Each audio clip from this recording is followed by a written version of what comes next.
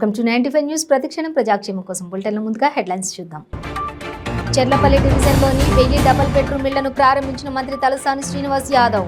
తెలంగాణ రాష్ట్రంలో double bedroom నిర్మించిన ఘనత కేసీఆర్కే దక్కుతుందని వెల్లడి. ఆసిఫాబాద్ కలెక్టరేట్ ఎదుట అంగన్వాడీ కార్యకర్తలు ఆందోళన. కలెక్టరేట్ ముట్టడికి యత్నించడంతో తోపులాట. అసెంబ్లీలో చంద్రబాబు అరెస్టు నేపథ్యంలో టీడీపీ సభ్యుల ఆందోళన.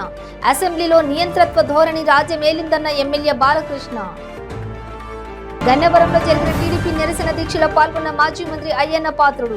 హౌస్ అరెస్ట్ చేసే ముందు నోటీస్ ఇవ్వాలని పోలీసులకు తెలియదా అని ప్రశ్న.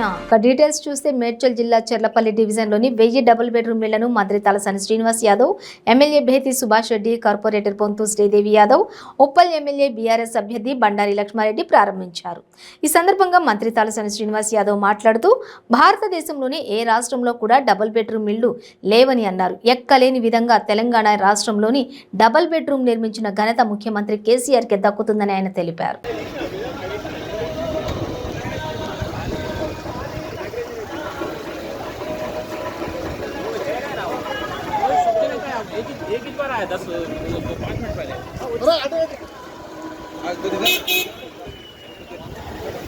ఏనే చెప్తాం. సాయిరామ్ నగర్ కొంతమందికి వచ్చినాయి, చెర్లపల్లి ఇదే బ్లాక్ లో కొంతమందికి వచ్చినాయి. అయితే మీకు ఆల్రెడీ బస్సులు ఉన్నప్పుడే చెప్తాం. మా వాళ్ళు కౌంటర్ నెంబర్లు కూడా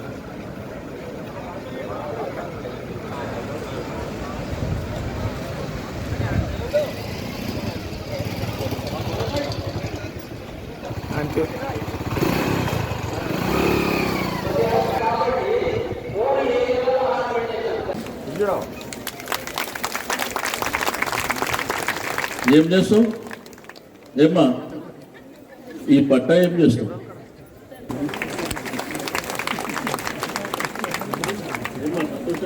సంతోషం సార్, ఈ అందరికి ఇచ్చినందుకు సంతోషం సార్. నాకైతే ఏది లేదు సార్, మా ఆయన లేదు. లేడీ సెక్యూరిటీ గార్డ్, హౌసింగ్ చాలా సార్. అంటే వాళ్ళ కళ్ళల్లో ఆనందము ఏడుపు వస్తున్నాయి. నొక్కితే మీ ఇంటి నంబరు ఏ నంబరు వస్తుందో అదే చెప్తుంది. మేము ఎవరో ముట్టుకునే అవసరం లేదు. ఈడ బటన్ నొక్కంగా చేస్తే ఏమవుతుందంటే ఎమ్మెల్యే కొన్ని తీసుకుంటూ, నేను కొన్ని తీసుకున్నా, ఆ పక్క ఆయన కొన్ని తీసుకుంటూ, మా కార్పొరేటర్ కొన్ని తీసుకున్నా అని మాట్లాడుతుంటారు. తీరుతామా ఈయన తలక ఈయన పెట్టింది, కొద్దిగా కింది పెట్టుకో. ఫోన్ కింది పెట్టు, ఫోన్ కింది పెట్టు. నువ్వు కింది పెడితేనే వస్తుంది.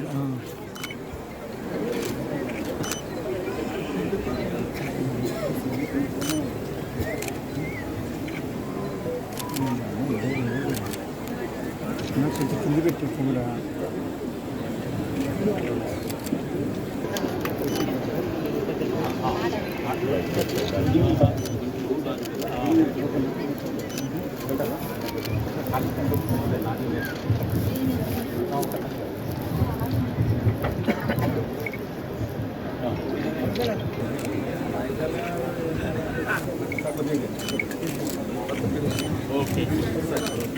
ఓకే. అయితే 246 ఉండింగ్లన్నీ ఇక్కడ ఇస్తారు. ఈ పక్కన అహ్మద్ నగర్ అని అహ్మద్ కూడా అని పక్కనే ఉంటుంది. మీకు చూపి 260 అన్న 560 స్క్వేర్ ఫీటే ఉంటుంది. ఆసిఫాబాద్ కలెక్టరేట్ ఎదుట అంగన్వాడీ కార్యకర్తలు చేపట్టిన ఆందోళన ఉద్రిక్తతకు దారితీసింది. కలెక్టరేట్ ముట్టడికి ఆందోళనకారులు యత్నించడంతో తోపులాటకు దారితీసింది. ఈ తోపులాటలో కొందరు అంగన్వాడీ కార్యకర్తలకు గాయాలయ్యాయి. ఈ ఆందోళనలో ఒక్క అంగన్వాడీ కార్యకర్తకు ఫిట్స్ రావడంతో ఆసుపత్రికి తరలించారు. అంగన్వాడీలు నినాదాలు చేస్తూ కలెక్టరేట్లోకి దూసుకెళ్లేందుకు ప్రయత్నించారు. ఇక పోలీసులకు ఆందోళనకారులకు నడుమ వాగ్వాదం చోటు చేసుకుంది. తోపులాట కూడా జరిగింది. ఈ సందర్భంగా అంగన్వాడీ కార్యకర్తలు మాట్లాడుతూ ప్రభుత్వం తమ న్యాయమైన డిమాండ్లను పరిష్కరించే వరకు ఆందోళన కార్యక్రమాలు చేపడతామని తెలిపారు.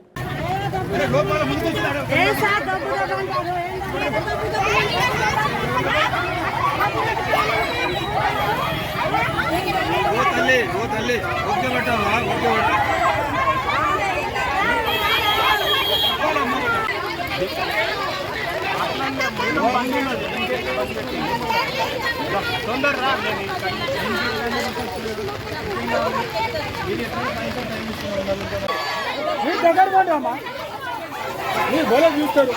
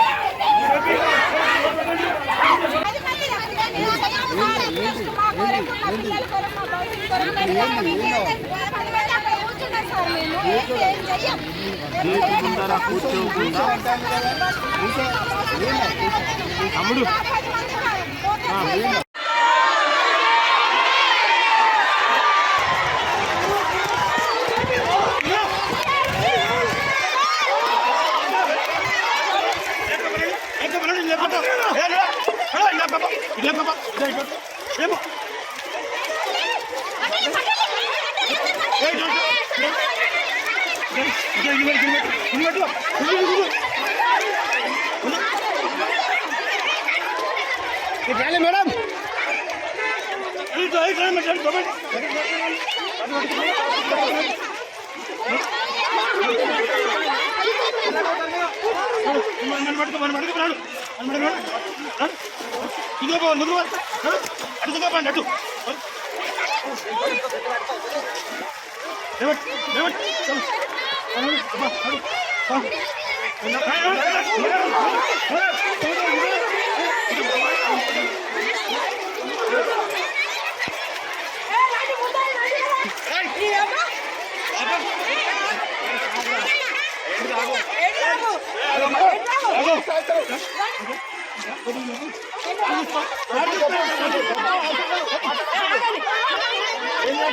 టీడీపీ అధినేత చంద్రబాబు అరెస్టు నేపథ్యంలో అసెంబ్లీలో టీడీపీ సభ్యులు భగ్గుమన్నారు. ప్రభుత్వంపై దుమ్మెత్తిపోశారు. సభలో ఆగ్రహావేశాల నేపథ్యంలో 17 మంది టీడీపీ ఎమ్మెల్యేలను స్పీకర్ సస్పెండ్ చేశారు. హిందూపురం ఎమ్మెల్యే నందమూరి బాలకృష్ణ మాట్లాడుతూ అసెంబ్లీలో జరిగింది తలుచుకుంటే చాలా బాధగా ఉందని తెలిపారు. పవిత్రమైన దేవాలయం లాంటి అసెంబ్లీలో నియంతృత్వ ధోరణి రాజ్యమేలిందని అన్నారు. మాపైకి కొందరిని ఉసిగొల్పి కావాలని మమ్మల్ని రెచ్చగొట్టే ప్రయత్నం చేశారన్నారు. ప్రపంచంలో ఎవరూ అమలు చేయని సంక్షేమ పథకాలు ప్రజల కోసం అమలు చేసిన ఘనత తెలుగుదేశం పార్టీదన్నారు. చంద్రబాబును అన్యాయంగా జైలుకు పంపిన ముఖ్యమంత్రి ఉద్దేశం ఏంటో అర్థం కావటం లేదని తెలిపారు.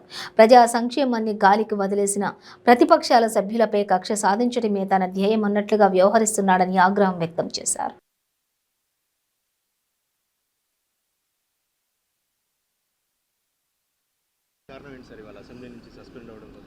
ఇప్పుడు మేము స్పీకర్ గారిని మర్యాదపూర్వకంగా అడిగాము. ఆయనేమో వేరే అంశాల మీద ప్రసంగించమని అవతల సభ్యులను అడగడం జరిగింది. మేము అది అట్లా కాదు, మేము ముందు మా నాయకుడు జైలు ఎందుకు పెట్టారు దానికి వాళ్ళు బేషరతుగా క్షమాపణ చెప్పాలి, డెమోక్రసీని కాపాడండి అని అన్నాం. దానికి ఆయన స్పందించలేదు. మేము స్లోగన్స్ ఇచ్చాము అక్కడ. దాని తర్వాత మార్షల్స్ పిలిపించి 100 మంది మార్షల్స్ పిలిపించి ఏదో పెద్ద మేముంది 23 మంది ఏదో ఏదో చేసి అవతలేమో అమ్మటి రాంబాబా అతను ఏదో మీసం మీద వేసి తొడగొట్టి వెళ్ళి సినిమాలు చూపించుకోమన్నాడు. నేను దానికి సవాల్కి ప్రతి సవాల్ నా ప్రొఫెషన్లో అవమానించాడు అతను. నేనేమన్నా ముందు నా ప్రొఫెషన్లో అవమానించాడు. అందు దానికి అతను నేను మీసం మీద తొడగొట్టి రా అన్నాను. మధ్యాహ్నం దాని సమాధానానికి ప్రతి సమాధానం.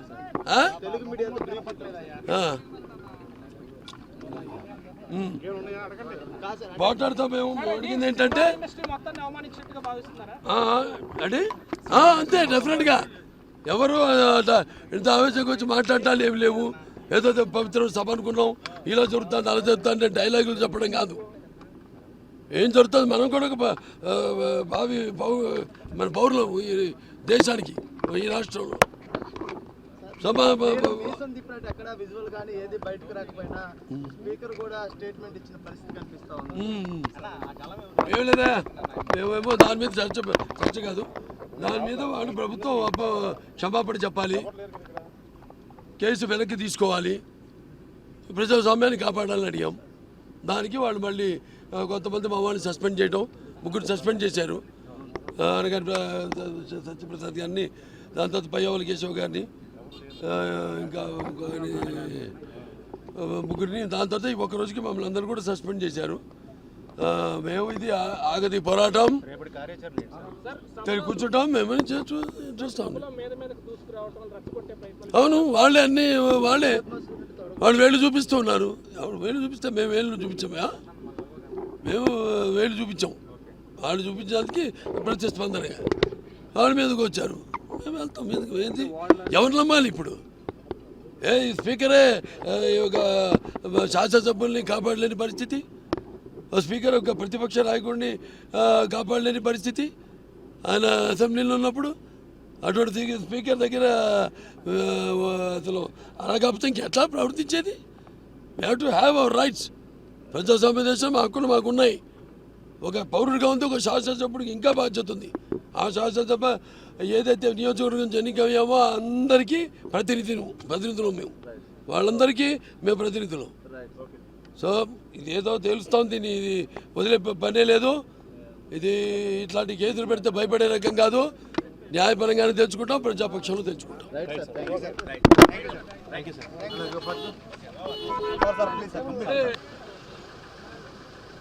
గన్నవరం టీడీపీ నిరసన దీక్షలో మాజీ మంత్రి అయ్యన్న పాత్రుడు పాల్గొన్నారు. హౌస్ అరెస్ట్ చేసే ముందు నోటీసు ఇవ్వాలని, ఈ విషయం పోలీసు అధికారులకు తెలియదా అని మాజీ మంత్రి అయ్యన్న ప్రశ్నించారు. చంద్రబాబు నాయుడు అరెస్టులో వాస్తవాలు ప్రజలకు తెలవాలని, ఇంజనీరింగ్ కాలేజీలు చాలా తక్కువగా ఉన్న సమయంలో ఒకేసారి 160 కాలేజీలు పెట్టారని, ఎన్టీఆర్ టైంలో జిల్లాకు 3 పాలిటెక్నిక్ కళాశాలలు ఏర్పాటు చేశామని, చంద్రబాబు అరెస్ట్ చేసిన సమయానికి ఎఫ్ఐఆర్లో పేరు లేదని అన్నారు. ప్రతి గ్రామంలో సిమెంట్ రోడ్లు వేసినందుగా జైల్లో పెట్టారు. ప్రతి అర్బన్ ఏరియాలో అర్బన్ హౌసింగ్ ఇచ్చినందుగా జైల్లో పెట్టారు. మీరు ఈ రాష్ట్రాన్ని బాగు చేయాలని చెప్పి తాపత్రయపడినందుగా జైల్లో పెట్టారు. మీరు ఏం పాపం చేశారా? ఇప్పటికి కూడా మీరు నిరూపించలేకపోతున్నారు. సాక్ష్యాలు లేవు. సాక్ష్యాలు లేకపోయినా జైల్లో పెట్టారు. ఒకటే మనం చేత చంద్రబాబు నాయుడుకు ఉన్న మనోధారం మనకు కూడా లేదు. ఆ రోజు బెయిల్ పెడితే బెయిల్ వస్తుంది మనకి. చంద్రబాబు నాయుడు ఒకటే అన్నా, నాకు బెయిల్ వద్దు, నాకు కావాల్సిన బెయిల్ కాదు. ఆ బెయిల్ వస్తావు, నువ్వు బెయిల్ పెడితే చంద్రబాబు బెయిల్ వచ్చును. చంద్రబాబు ఒకటే అన్నారు, నేను జైల్లో ఉండడానికి సిద్ధమే, నా మీద పెట్టిన కేసు తప్పుడు కేసు తేలి వారు ఇక్కడే ఉంటామని చెప్పాడు. నిజంగా భయపడేవాడైతే బెయిల్ పెట్టుకోడండి. అడిగాం, సార్ మీరు ఇబ్బంది పడతారు సార్ అంటే, పర్లే నాకు ఏ ఇబ్బంది లేకుండా ఉంటాను, నేను నిర్దోషాన్ని కోర్టు చెప్పాడు, ఇక్కడే ఉంటానని చెప్పాడు. అదండి మనోదయం అంటే, అదండి ఒక లీడర్ అంటే. నేను ధైర్యంగా చెప్తా. మన నామే కేసు పెట్టాడు. కృష్ణా జిల్లాలో పాదయాత్రలో నన్ను పబ్లిక్ మీటింగ్ మాట్లాడా. నిన్న స్టేషన్కి వెళ్ళా, స్టేషన్ నుంచి రాత్రి వచ్చాను. నోటీస్ ఇచ్చారు నాకు స్టేషన్ రమ్మని. వెళ్ళా, 11 గంటలకు వెళ్తే 1 గంట వరకు కూర్చొని వేశారు. ఆ రోజు మీటింగ్ మాట్లాడారు కదా, సంజయ్ ఇవ్వమన్నారు. మాట్లాడా, మీద వీడియో ఉందిగా చూసుకున్నాను. ప్రపంచంతో వీడియో చూసుకున్నాను. ఒక్కొక్కటి అలాగే కూర్చున్నాను. డిఎస్పీ గారు సీఏ కూర్చున్నారు. ఆర్థిక నేరస్తులు ఉన్నారు కదా ముఖ్యమంత్రి అన్నారు. అవును, ఆర్థిక నేరస్తులు కాదని ఎవరున్నారు?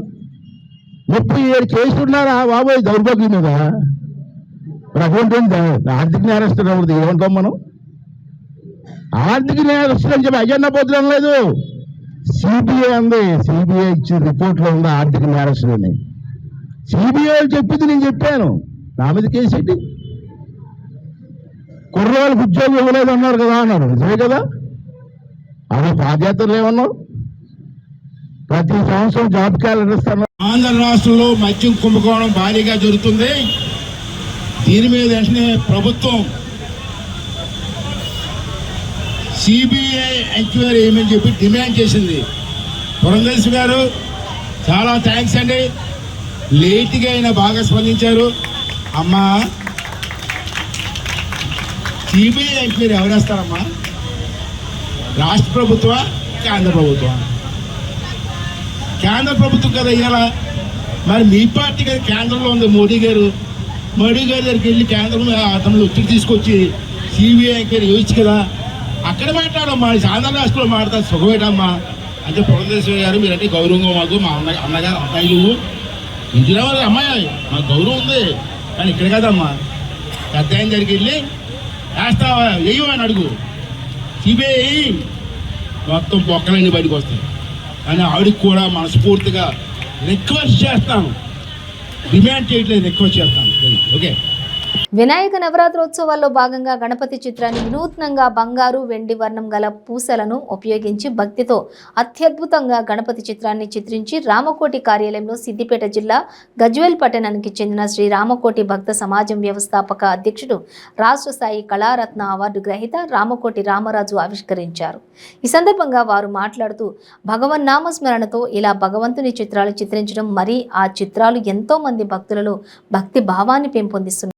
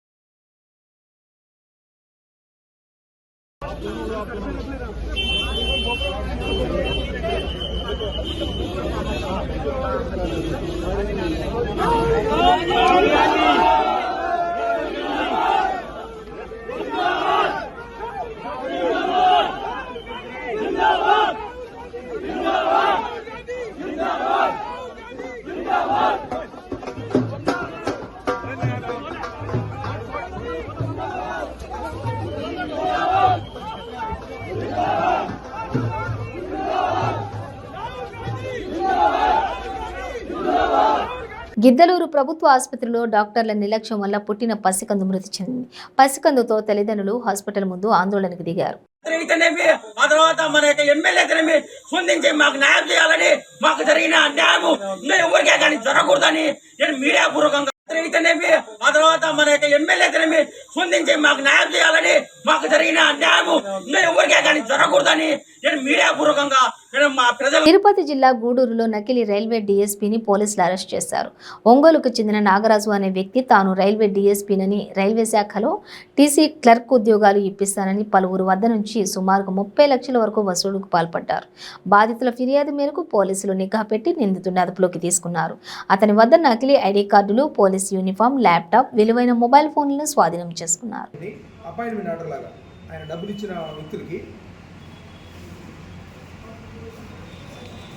ఈ విధంగా railway recruitment board, government of India, minister of railways railway recruitment board అని అపాయింట్మెంట్ ఆర్డర్స్ తయారు చేశారు అందరూ. కొంతమందికి ఏమో ఎంఎంసీ అంటే ఒక క్లర్క్స్ వాడు, తర్వాత టీసీ ఉద్యోగం కూడా ఇచ్చారు కొంతమందికి.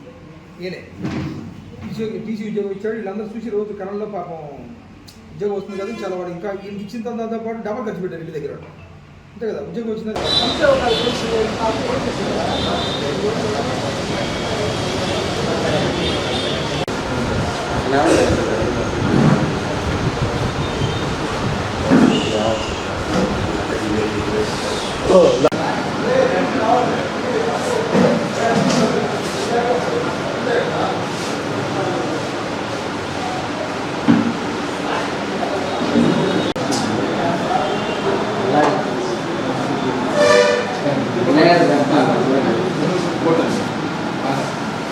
తీసుకోవాలి, పెట్టేసి తీసుకోవాలి.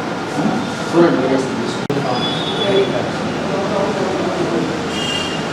సరే సరే, bye bye, see you.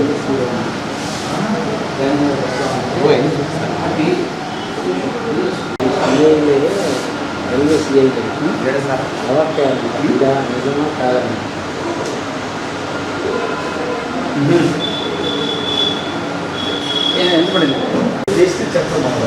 Suman టీలో పెడతాడు.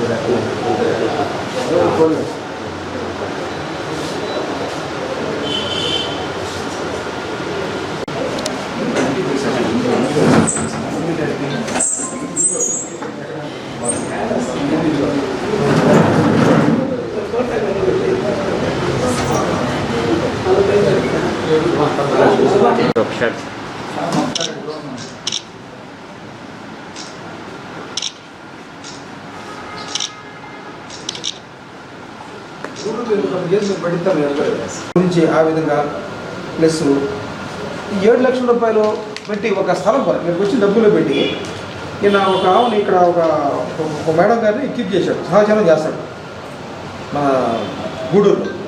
ఆ మేడం గారి తల్లి గారి పేరు మీద ఒక 7 లక్షలు పెట్టి ఇల్లు కొంటాడు, ఒక స్థలం కొంటాడు.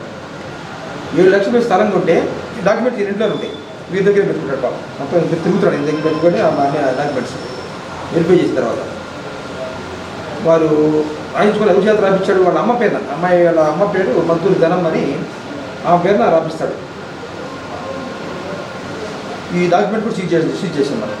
కోర్టు పెడతాం, కోర్టు ద్వారా దానికి కమిషన్ వేసి కోర్టు ద్వారా పరిష్కారం చేయాలి. విక్టిమ్స్ బాధితులకి ఇవి వచ్చినట్టు పంచాలి. కొంతమందిని మనం ఊరికి ఉద్యోగం రాదు, ఇన్ని లక్షల రూపాయలు 30 లక్షలు వాడు మొగలు పెట్టాడు, మనకు తెలిసి 30, నాకు తెలియకుండా అయితే ఏ కోటి రూపాయలు ఉంటాయని నేను అనుకుంటాను. ఒక ఈ ఏరియాలో మనకు గూడూరులో మనకు తెలిసిన ఒక చిన్న 2-3 విలేజ్లు ఇక్కడ కంట్రీగా, పుట్టమరాజు కంట్రీగలో సుమారుగా ఎక్కువ మంది ఉన్నారు. మన టౌన్లో సొసైటీలో గూడూరు టౌన్లో నుంచి పుట్టమరాజుకి ఒక చిన్న 2-3 ఊర్లకే ఇంత చదువుతున్నాయి. ఇంకా మిగతా వాళ్ళు చాలామంది మోసం చేస్తున్నారు కదా, అవన్నీ బయటకు వస్తాయి, ఇక్కడ నుంచి ఎంక్వైరీ వస్తాయి. దీంట్లో ఇన్వెస్టిగేషన్ కూడా చాలా లోతుగా చేయాల్సి ఉంది. కాబట్టి దాని మీద కూడా మా ఎస్పీ గారికి, మా డిఐజీ గారికి కూడా తెలియపరిస్తే దీన్ని జాగ్రత్తగా సిన్సియర్గా చేయండి. దీని మీద కూడా బాగా సిన్సియర్గా మనం చేశారు కాబట్టి వాళ్ళ కన్సర్ట్ మా ఎవరైతే వాళ్ళ రివార్డు కూడా ప్రకటించడం జరుగుతుందని మా ఎస్పీ గారు తెలియపరిచారు. మావోయిస్టు పార్టీగా ఏర్పడి నేటికి 19 సంవత్సరాలైంది. ఈ నేపథ్యంలో మావోయిస్టు పార్టీ ఆవిర్భావ దినోత్సవం సందర్భంగా వార్షికోత్సవం జరపాలని మావోయిస్టు పార్టీ పిలుపునిచ్చింది. వార్షికోత్సవం విజయవంతం చేయాలని కరపత్రాలు, లేఖలు విడుదల చేసింది. మావోయిస్టు పార్టీ పిలుపుతో భద్రతా దళాలు అప్రమత్తమయ్యాయి. ఏజెన్సీలో కూంబింగ్ ముమ్మరం చేశారు. ఛత్తీస్గఢ్కి వెళ్లే వాహనాలను తనిఖీలు చేస్తున్నారు. బాంబు డిటెక్టర్లతో అడవిని జల్లెడ పడుతున్నారు.